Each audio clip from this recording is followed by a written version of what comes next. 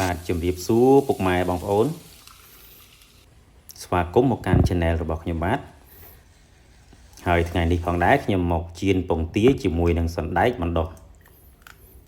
បាទថ្ងៃនេះគឺយើងមានពងទាចំនួន3គ្រាប់ហើយនឹងសណ្ដែកបណ្ដុះបាទបន្ទាប់ពីដាក់ខ្លាញ់នឹងឆ្នាំងក្តៅហើយខ្ញុំបានដាក់សណ្ដែកបណ្ដុះទៅចូលនៅក្នុងឆ្នាំងបន្ទាប់ពីកូរវាឲ្យសព្វរួចរាល់ហើយខ្ញុំចាក់ពងទាចូលដើម្បីឲ្យវាស៊ីជាមួយនឹងសណ្ដែកបណ្ដុះបាទហើយការដាក់ពងទាគឺយើងផ្អៀងឆ្នាំងបន្តិចដើម្បីឲ្យពងទាខាងលើវាឆ្អិនទៅដល់ខាងក្រោមបាទនៅពេលនេះគឺយើងឃើញថាវាឆ្អិនបណ្ដើហើយវានៅសល់ផ្នែកខាងលើតែបន្តិចទេ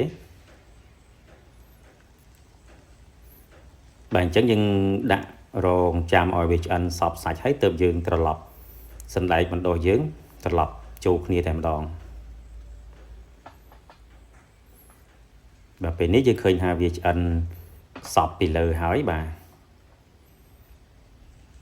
អញ្ចឹងបន្ទាប់មកយើងរលាក់វាកុំឲ្យវាជាប់បាតឆ្នាំង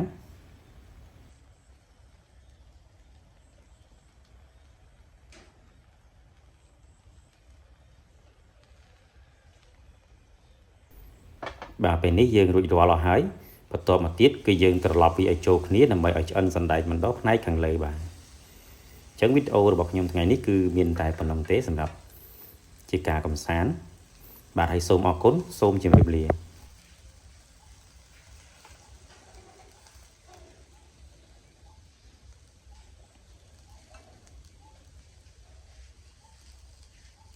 បាទបងប្អូននេះបន្ទាប់ពីយើងចៀនហើយមកស្តៀងបាញ់ឆាវបន្តិចដែរបាទហើយឆ្អិនហើយ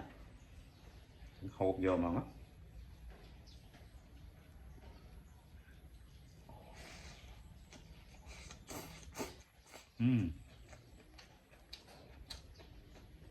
ឆ្ងាញ់ដូចមិនឆាវដែរអូយឆ្ងាញ់ណាស់បងប្អូននេះវាមានជាតិទន់មើលទៅស្រីមិនឆាវនេះ